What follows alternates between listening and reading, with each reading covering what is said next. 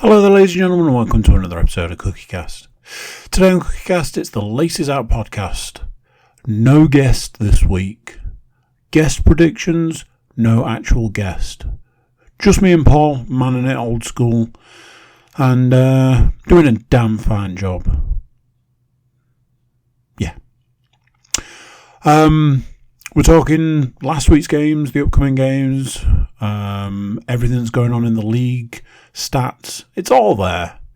Wherever you're getting your podcast, please do think about subscribing, whether it's video, audio, or whatever. Please do consider subscribing. Right, let's get going. Here we go. This is CookieCast, Laces Out.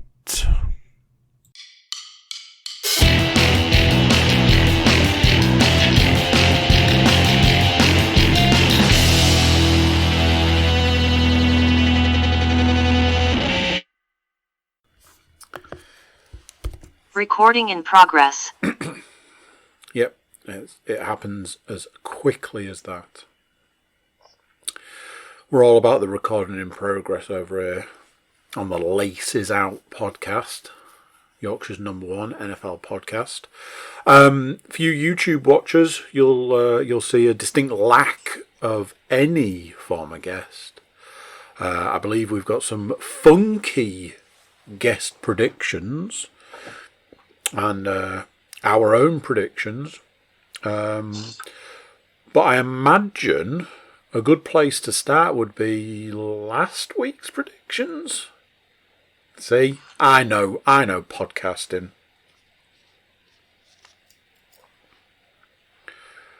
Just doing some last minute tying up because I had a horrible feeling that I'd got something wrong. You shortchanged me on points? Absolutely. So, not to pull back the curtain too much for the podcast listeners and viewers, because who wants to see how the sausage is made and all that? But at the time of recording, there are still 2 games to be played in week 15 of the NFL season. Oopsie. Now, that is not due to a NFL snafu. It is due to this pesky virus that's ripping its way through the globe for what feels like a sort of comeback tour, akin to that of maybe the Rolling Stones or something like that. I tell you this much, it's tearing through the NFL, that's for sure. Certainly is. But sadly, the Washington football team's game at the Philadelphia Eagles on Sunday and the Seattle Seahawks game at the Los Angeles Rams, also on Sunday, have been moved to officially Tuesday, UK, basically Wednesday morning. So, of the 16 games, technically we only have 14 results in as it stands. However, of the 2 games that are left to be predicted, we have all picked the Rams to beat the Seahawks, and half of us have picked the Eagles, and half of us have picked the Washington football team. Now I know what you're thinking. All that means is that, well, in that case, surely the predictions is still all to grow, so all up for grabs and all to play for this particular week. Absolutely. You would be incorrect in thinking that, as possible. We have a 3-way tie currently for second place with 9 out of 14 picks correct. Oof. For guest predictor Stuart Woodmansey, podcast host Andrew Cook, and podcast host Paul Williams, which means that on 11 out of 14 picks so far, his guest predictor Matthew Moore. Now, the eagle-eyed and eagle-eared amongst you will have noticed that if someone was 2 up with 2 to play, but of those 2, one of the predictions is all the same across the board, that is a maximum of 1 point difference. And if someone's already 2 points up, it's all over by the shouting. So, keeping the guest streak going for what is now a 4th week, it is another point for the guest. Yes. Matthew Moore proving his weight in gold. So can't do the full points out of 16 just yet, because obviously there's 2 games left to be played. Mm-hmm. But for the overall season points, it is now Andrew with 2. The guest has 6 points, and I am now only 1 ahead on 7 points. 3 weeks left to play. It could not be closer, apart from next week when it'll obviously be 7 and 7. Yeah. Wow. Is all I have to say there. Wow. You're not wrong, Andrew. I'm obviously not happy to not even be in the running, but I do find this this guest gaining ground to be loads of fun. So that is last week. Well, kind of all of last week's games done and dusted. It isn't, but it doesn't affect our predictions, and it doesn't affect the points, which, as has been pointed out, goes to Matthew Moore, the guest. To finish talking about last week, we should probably talk some stats. And it's just me and Paul here. We have to divide the stats between us. I have taken the first half, not quite half, and Paul's got the second half. And I've already had a little look, and starts with where it should absolutely start. This is week 15 NFL stats for the 2021 season, collated by the Stats Mistress and brought to you, I imagine, by Nate Davis of USA Today. The first stat is this. In a Sunday night stunner, the New Orleans Saints upended Tom Brady and the Tampa Bay Buccaneers 9-0 in the lowest scoring game of the season. It was the first shutout suffered by Brady since 2006.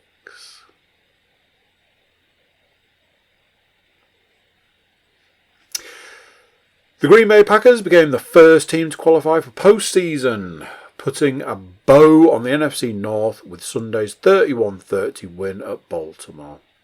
The Packs' 11-3 record is the league's best. Aaron Rodgers' trio of touchdown passes gave him 442 for his career, tying Hall of Famer Brett Favre's Packers record. Favre had 286 interceptions with Green Bay. Rodgers has 93. I did see something that someone had put out about that. So Dan Hanses, who is the host of the Around the NFL podcast, done by the NFL themselves, tweeted out at some point.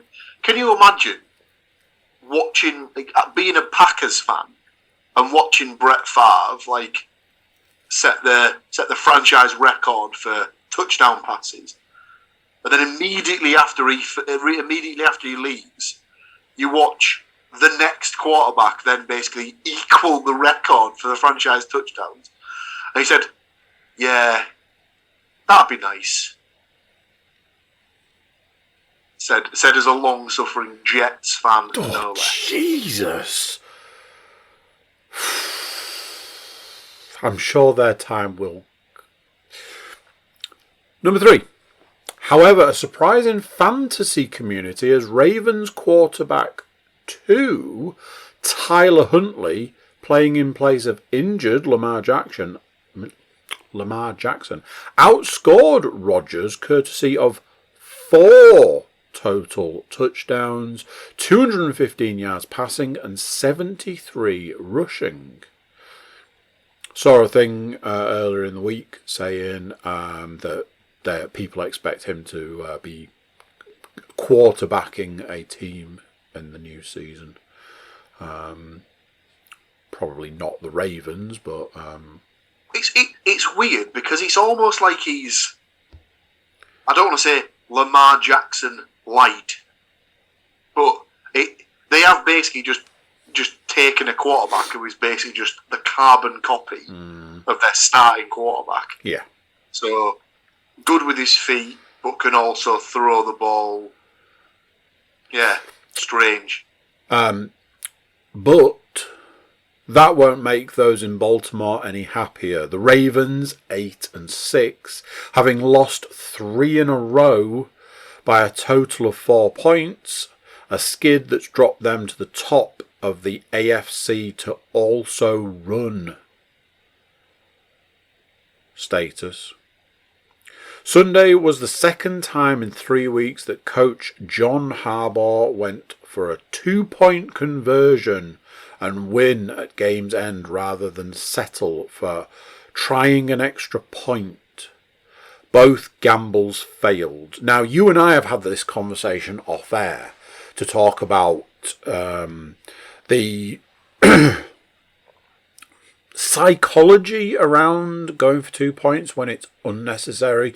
I've been listening to a couple of not necessarily NFL-based podcasts, but people who are big into the NFL and talk at length about it, and talking about why teams take a 2-point conversion in the first half and stuff like that. And apparently there are analytics that point to 2 points are more exciting than 1 to watch. And it's all around the NFL boosting their viewer figures. Your counter argument to that was they shouldn't care. And I think you and I just went round and round in circles in the money versus the game argument, which I think that's an argument as old as time itself. Should it be let's focus on the game? Should it be let's focus on who pays the bills? Which is it? I think there's a lot that's come out in since that game in defence of the decision to take the 2-point. There was somebody had done a breakdown of, all right, okay, so you kick the field goal to then go and attempt a 50-50 coin toss to attempt to get into a position to play to win when your team's absolutely exhausted and all this, and it highlighted that from one way of looking at it, it was the right decision and things like that. Obviously, they've taken a lot of flack for that decision, so I think people coming out and defending it is interesting. I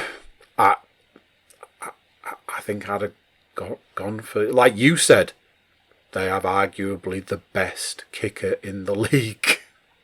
That's the thing that. So I understand the reason that he went for it against the Steelers. I think it was 2 or 3 weeks ago. So when he was interviewed after the game, he said, was there any particular reason as to why he took the 2-point attempt as opposed to just kicking for overtime? And he said they were down a couple of cornerbacks.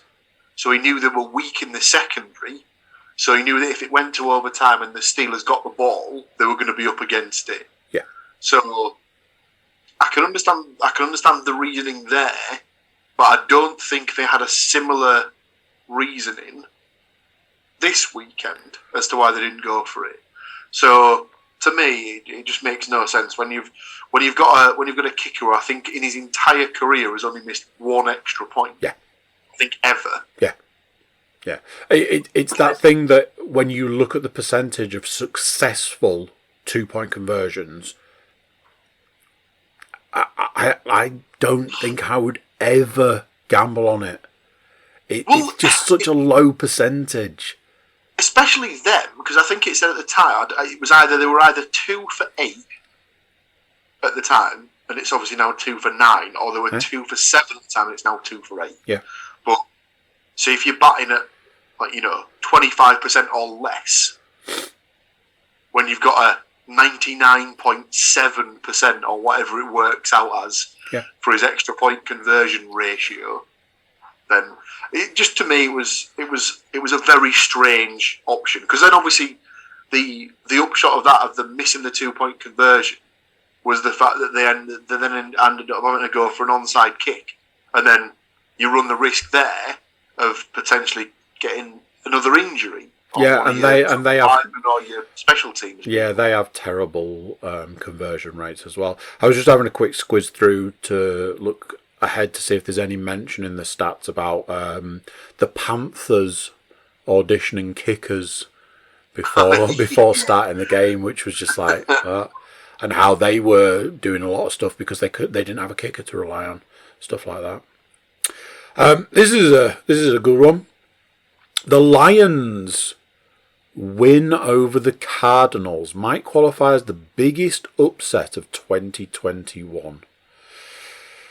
Though a team that plays as hard as Detroit was bound to win more games. However, this victory dropped them out of the number 1 spot in the projected order for next year's draft. But hey. Paul, I might have sent you one too many. I think I should have kept the first one, but I will get to that. The Titans could have taken control of the AFC and staked a Steelers team that had just 168 yards of offense Sunday. Instead, Tennessee 9-5 turned the ball over 4 times in defeat, giving Pittsburgh 7-6-1 new life and the number 1 perch in the conference to Kansas City Chiefs 10-4, a team the Titans dominated earlier this season. To steal one back from Paul, Steelers quarterback Ben Roethlisberger passed for just enough yards, 148, to leapfrog 2004 draftmate Philip Rivers for 5th place on the NFL's all-time list. Big Ben now has 63,562 yards through the air, but would have to play several more years to catch Favre, 71,838 for 4th place. That is the end of my stats for the week. I believe Paul has a few more for you.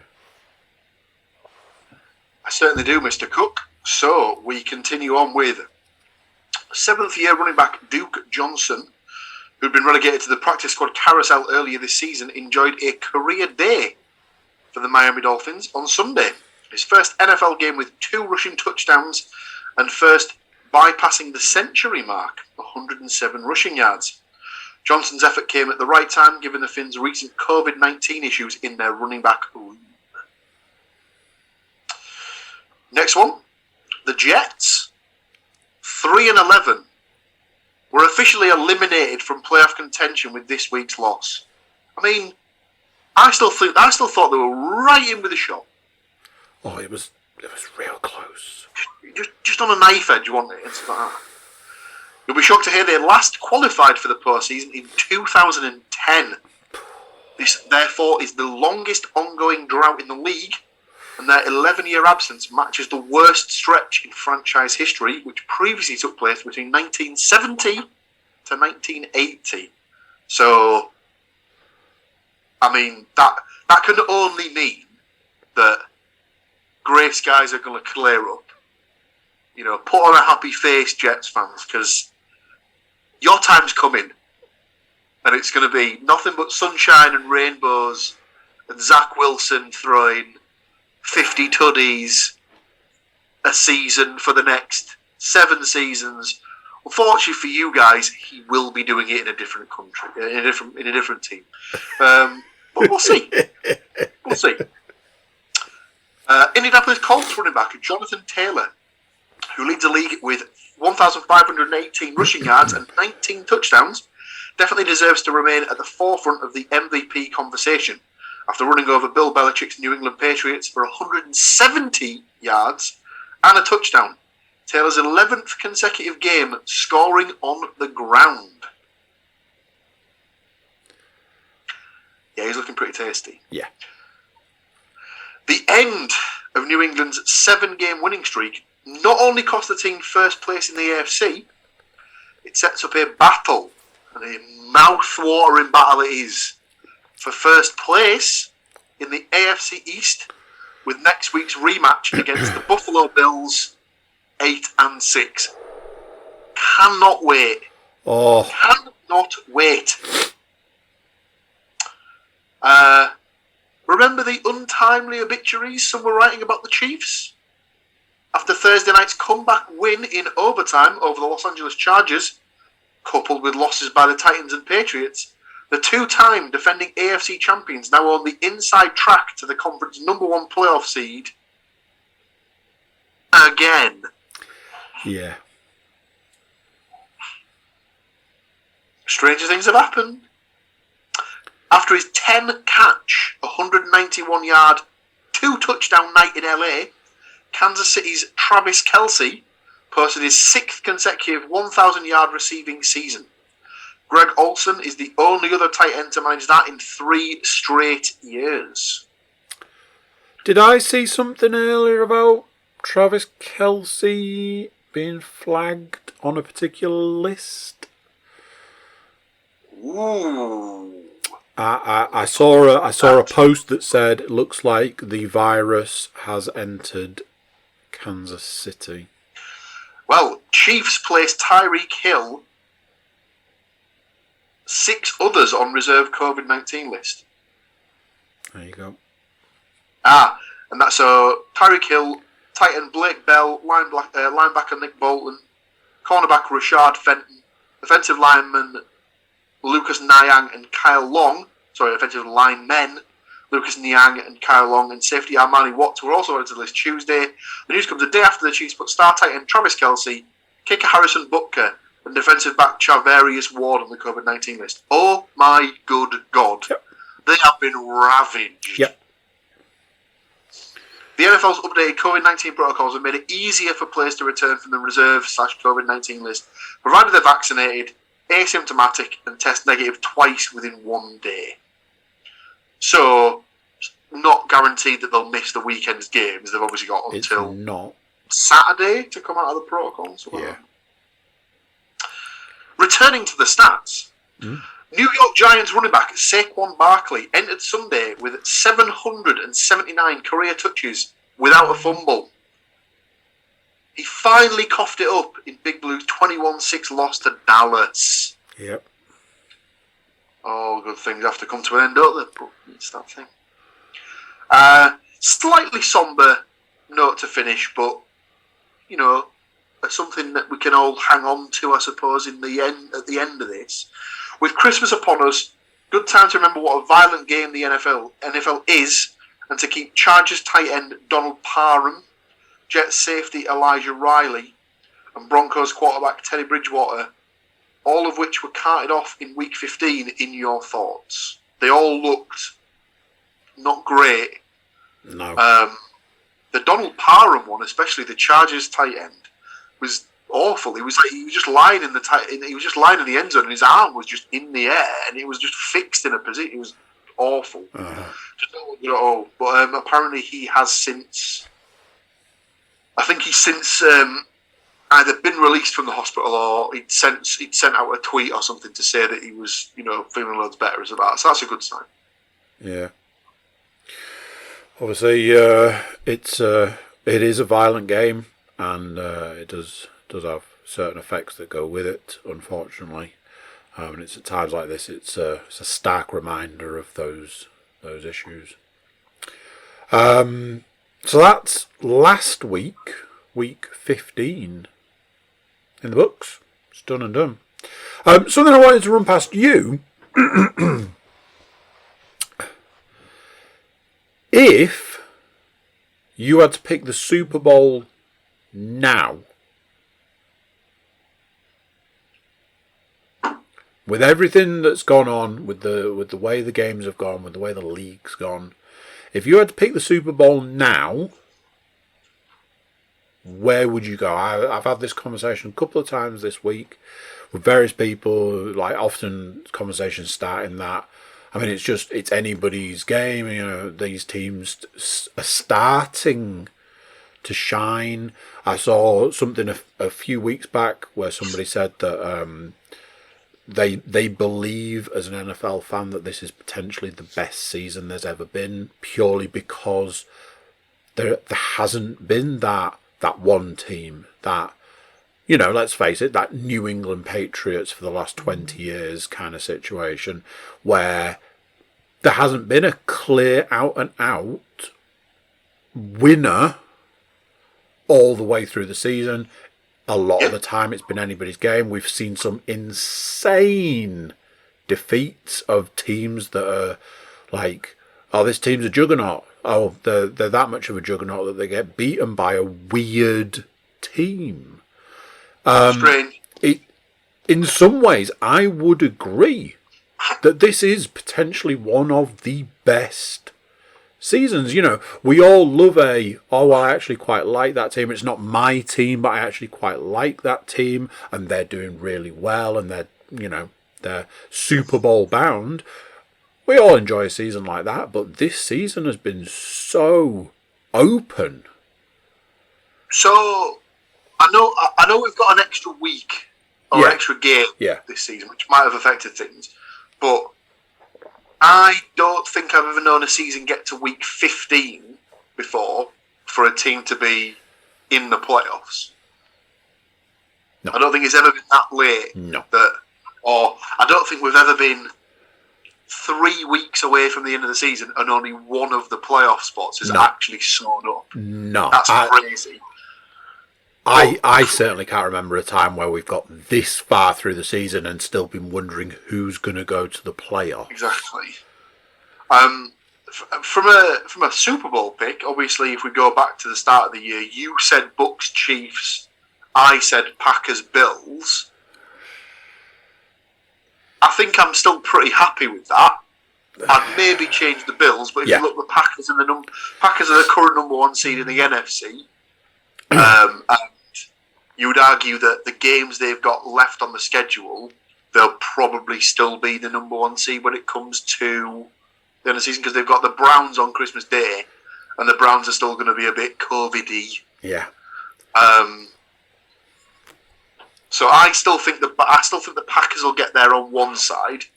As for the AFC, I'm still not too sure on that one, because even though the Chiefs are in the number one spot, I think a lot of it will depend on who out of the Titans and Colts wins that division. Mm-hmm. I reckon that's massive, because if the Titans can't win the division, they'll obviously have a road wildcard game. Uh-huh. And it'll all be dependent on whether Derrick Henry's back or not. And if he is back, how sort of well he's running and things like that. Which I don't think they're expecting him back. I don't think that. I think they basically said at a certain point in time, don't count on him being back. And Derrick Henry is a large aspect of that team. Well, he completely changes their offense. Yeah, so it's like, you know, if he's not playing, their whole game plan changes, and like you just have to look at the stats. Obviously, I think before he went down, there was something like maybe 7-3. Yeah, and they're now 8-4, no 8-5. See, no, that doesn't make any sense at all. I've got those stats. I've got those figures horrendously mixed up. But yeah, they've lost a lot more games since he's been out injured. Let's put it that way. Yeah, they have. Yeah. You see, for me, I don't know if there is ever gonna be a time that I would feel comfortable putting the Packers in the Super Bowl position, purely because I have seen the Packers lose in the playoffs too many times. The playoffs, they are the massive playoffs, joke. yeah, the playoff is their kryptonite. They can be the most dominant force through the regular season. They enter the playoffs, and it's just Russian roulette until which random ass team is going to take them out of the playoffs. Which is why, no matter how much I love Green Bay. I like the team that they've got going on. I like the way that they work. Obviously, I've also been very vocal about some of the issues that they have, in and around the quarterback position. But for your season-long team, Green Bay Packers all day.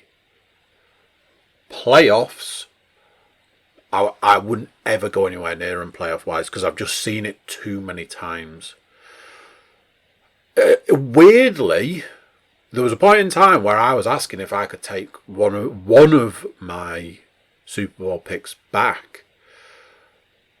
I think, like you, I would, at this point, probably still stick with my Super Bowl prediction, Bucks Chiefs. But seeing that list and looking at where we are here, where they'll all have to clear the protocol, where the games are going to be, are they going to start dropping games here and there because of injury/COVID list? Are they going to be in the same sort of position come playoff time? It's that, start of the season, people were putting the Ravens up there. I was all for it. I was like, yeah, put the Ravens in the picture. They've just slipped and slipped and slipped. The Bills, anytime anybody mentioned the Bills as a pick for the Super Bowl, I was like, hell yes. And they've just slipped and slipped and slipped and started looking a little bit more like the Bills that we remember. It's so open. And every time I'm like, Brady and the Bucks are going to do it, he gets shut out. It's such a weird season. But having said all that, I think at this point in time, just purely because of how open it is, I'd probably just stick with my prediction and go from there. Speaking, go on. I'll still stick with the Packers, but on the AFC side of things, if they can win the division, I don't think anyone will want to play the Colts. Nope. Just because Jonathan Taylor is that good. Yeah. So I wouldn't be surprised if everything falls in the right spaces for them, they could go deep into the playoffs. Yeah, I agree with that.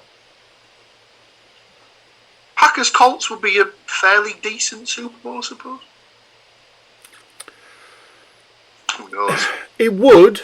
I mean, I know which side of the fence I'd be falling on for that. I feel like, although it may be a good game, it's kind of clear the outcome there.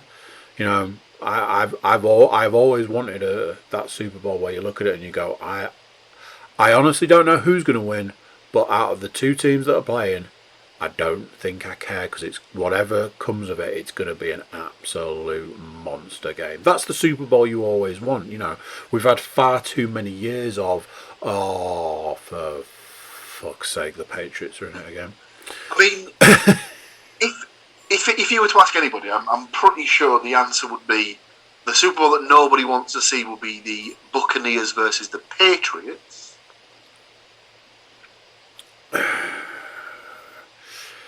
I don't know. I think there's probably a few people lining up for those tickets.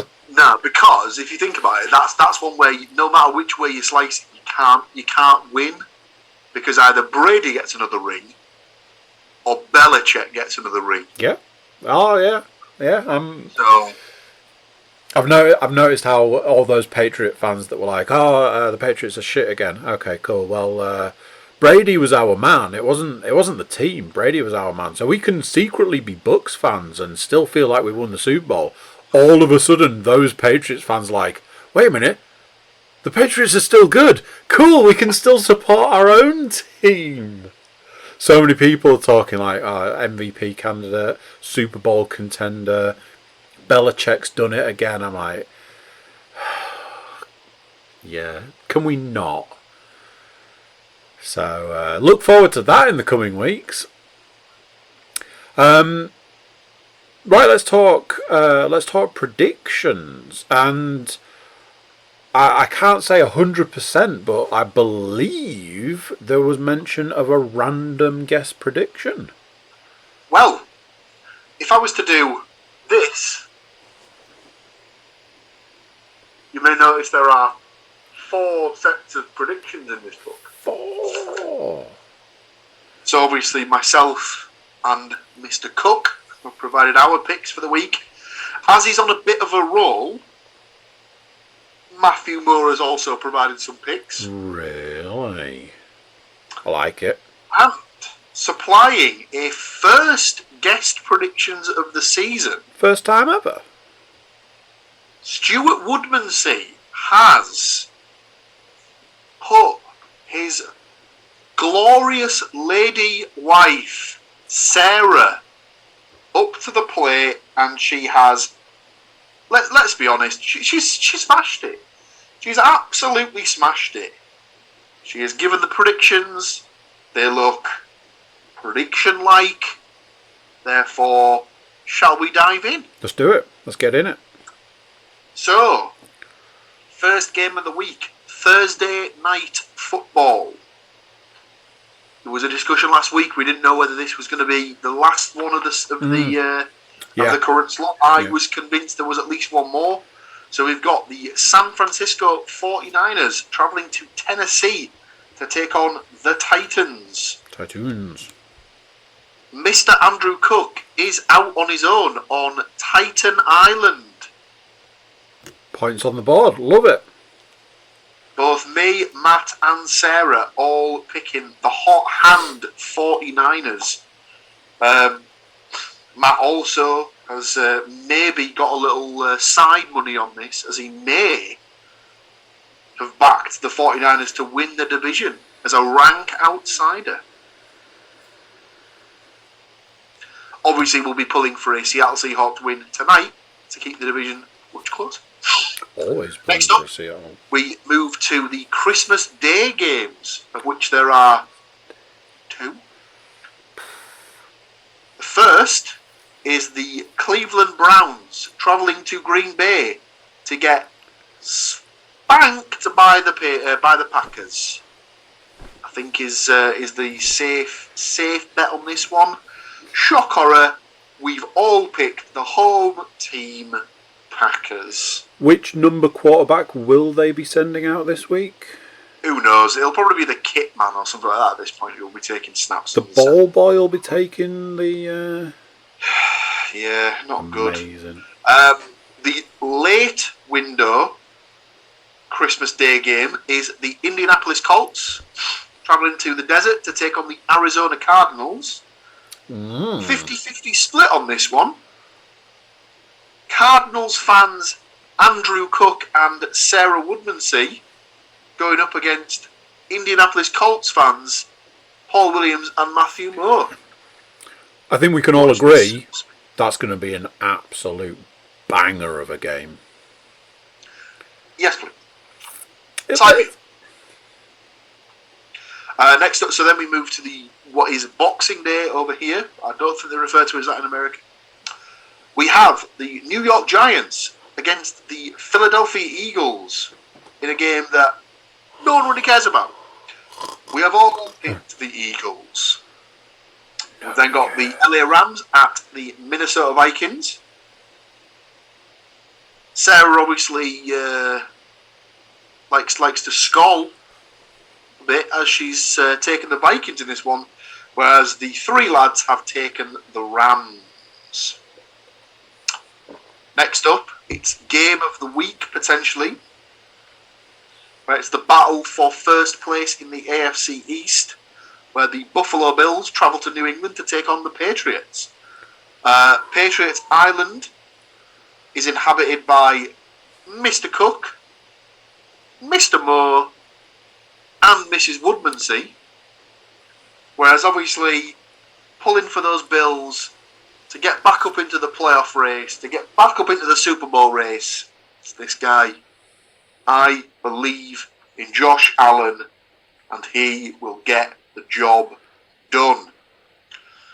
Next up, we have 4 consensus picks across the board in a row.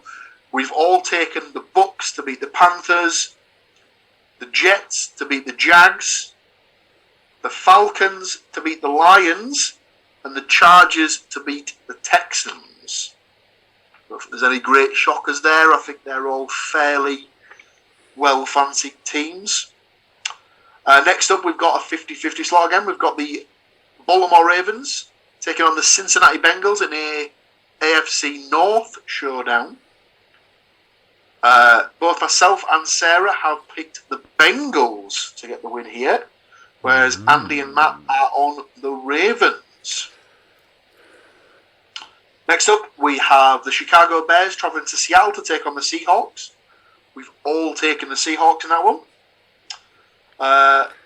As we just discussed, actually, we've got the Pittsburgh Steelers at the COVID-ravaged Kansas City Chiefs.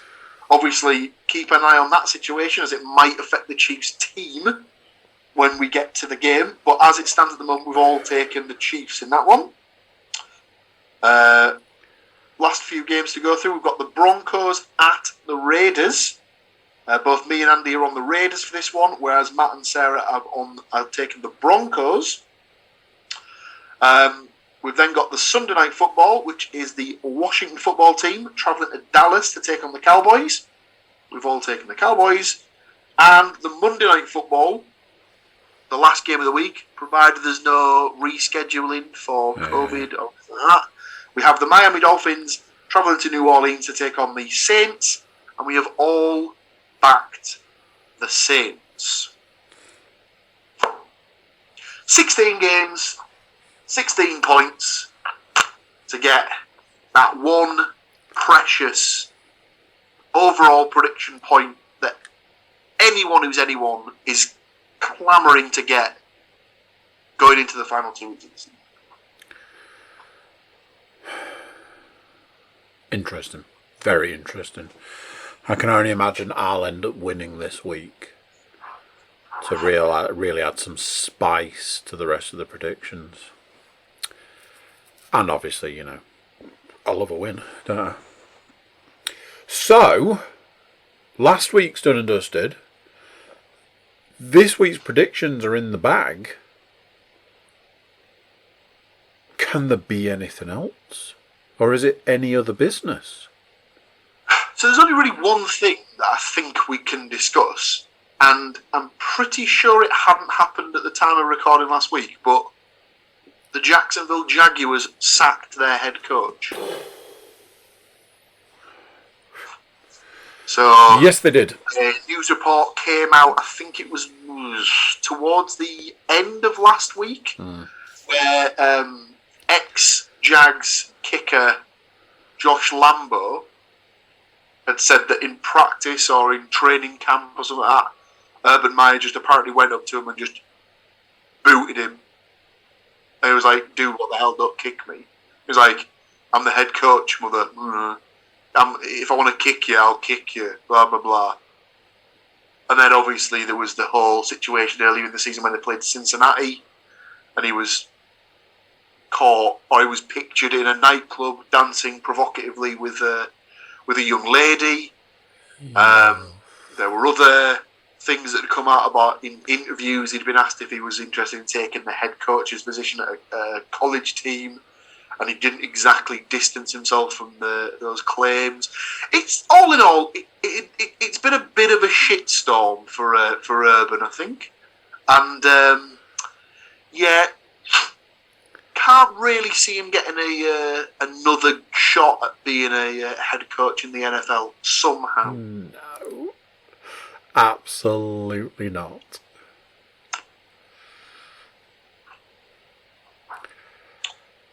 the end of the day, it's all about how you conduct yourself in it, especially in like these high-profile positions, and how he's conducted himself is not great, to put it mildly.